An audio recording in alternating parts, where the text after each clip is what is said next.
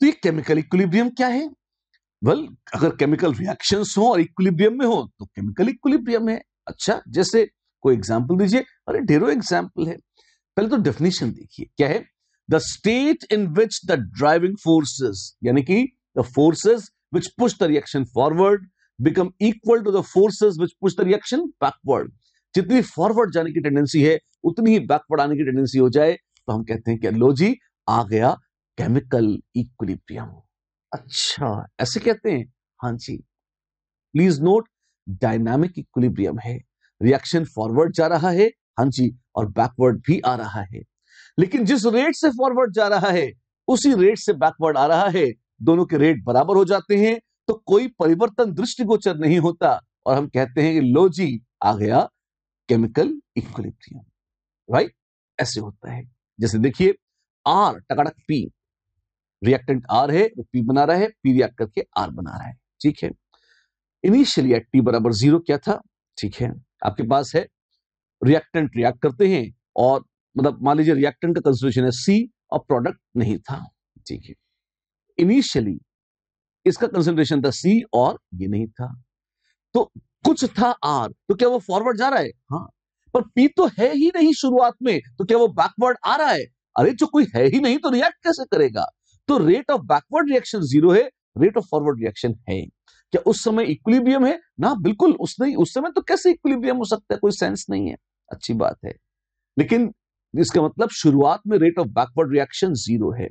शुरुआत में rate of backward reaction 0 है, लेकिन जैसे जैसे प्रोडक्ट बनेगा वैसे वैसे बैकवर्ड रिएक्शन बढ़ेगा, टिंग टडंग टिंग टडंग टिंग टडंग ऐसे बढ़ता जाएगा और बढ़ के ऐसे आ जाएगा। और रिएक्टेंट वक्त के साथ कम होंगे और जैसे जैसे रिएक्टेंट का कॉन्सेंट्रेशन कम होगा उसकी रिएक्ट करके फॉरवर्ड जाने की टेंडेंसी कम हो जाएगी, रेट ऑफ फॉरवर्ड रिएक्शन कम हो जाएगा तो वो नीचे आ जाएगा। अच्छा, तो concentration versus progress of reaction plot करें, बहुत ही मजेदार है। एक नीचे आ रहा है, दूसरा ऊपर जा रहा है। ऐसे देख सकते हैं आप, बेइंतहा खूबसूरत। इस तरीके से आप इस ग्राफ को बना सकते हैं। आसान है, शानदार है। और ये बाद में फ्लैट क्यों हो गया?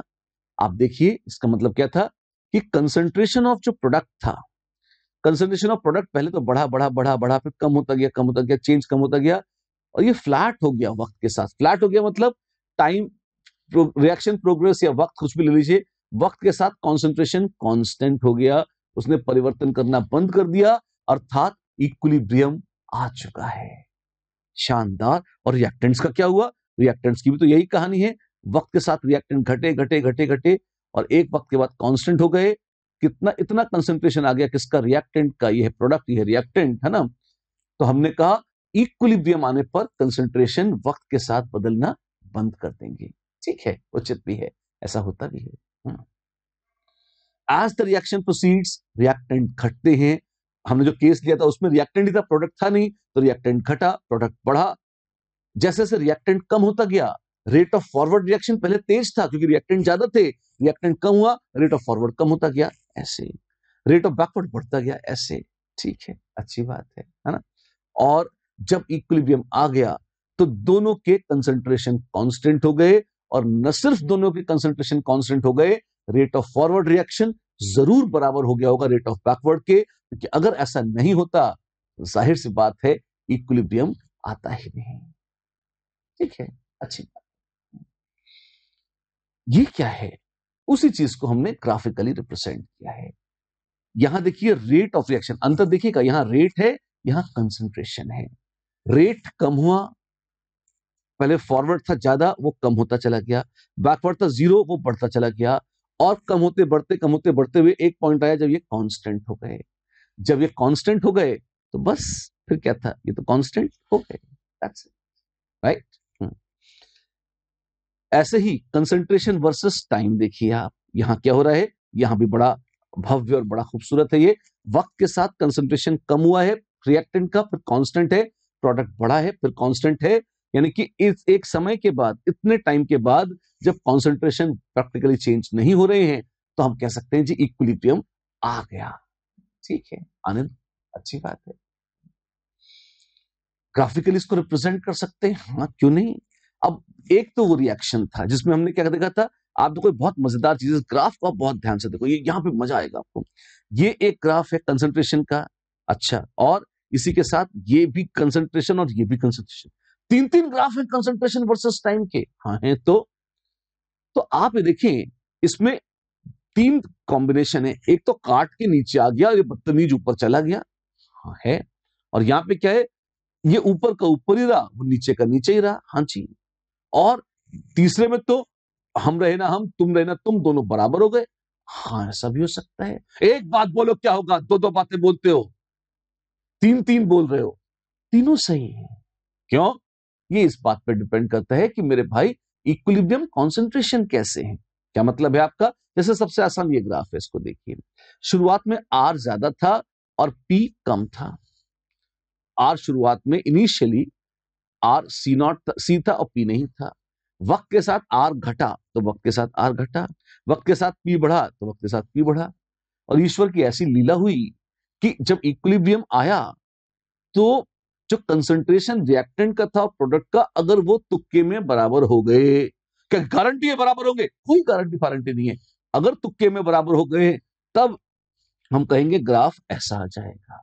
अच्छा, उसी के विपरीत रिएक्टेंट थोड़ा सा रिएक्ट करके रुक गया, प्रोडक्ट हल्का सा बन के रह गए, तो रिएक्टेंट थोड़ा सा कम हुआ और रुक गया, प्रोडक्ट थोड़े से बढ़े और रुक गए, वही इक्विलिब्रियम आ गया धत्तेरे की, तो बहुत ज्यादा प्रोडक्ट नहीं बन रहा है, रिएक्टेंट छूट गया है, प्रोडक्ट कम ही बना है, देखिए।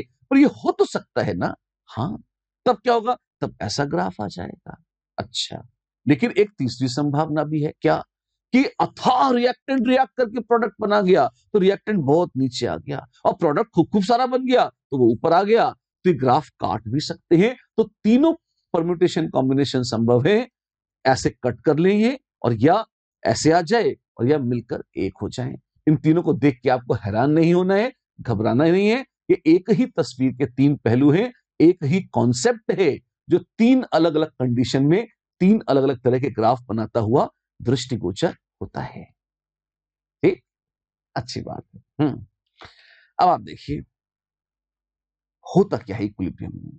रिएक्टेंट रिएक्ट कर रहे हैं, हाँ जी, तो मॉलिक्यूल्स रिएक्टेंट के लगातार प्रोडक्ट बना रहे हैं, बिल्कुल, और उनका कंसंट्रेशन नहीं चेंज हो रहा। हाँ, क्यों? क्योंकि प्रोडक्ट के मॉलिक्यूल्स भी रिएक्ट कर रहे हैं और लगातार रिएक्टेंट बना रहे हैं। तो ए से बन रहा है बी, तो बी से बन रहा है ए। तो जितना कोई रिएक्टेंट रिएक्ट करता है उतना ही वापस बन जाता है, जितना कोई प्रोडक्ट बनता है उतना ही रिएक्ट कर जाता है। कंसंट्रेशन वक्त के साथ नहीं बदल रहे किसी के। अच्छा, तो हम क्या कहेंगे? केमिकल इक्विलिब्रियम है। रिएक्शन चल रहा है लेकिन परिवर्तन नहीं हो रहा, तो हम क्या कहते हैं? हम कहते हैं डायनामिक इक्विलिब्रियम है। राइट, इस तरह से। जैसे ये देखिए, N2 + 3H2 टकड़क 2NH3। ठीक है, अब वक्त बीता, N2 और H2 घटे और अमोनिया बढ़ी। N2 और H2 वक्त के साथ घटते चले जाएंगे, अमोनिया बढ़ती चली जाएगी, और एक पॉइंट ऐसा आएगा जब ना N2 ना H2 ना अमोनिया सब बदलना बंद कर देंगे और हम चौड़े हो जाएंगे। अजी, इक्विलिब्रियम आ गया। हाँ हाँ, इक्विलिब्रियम आ गया।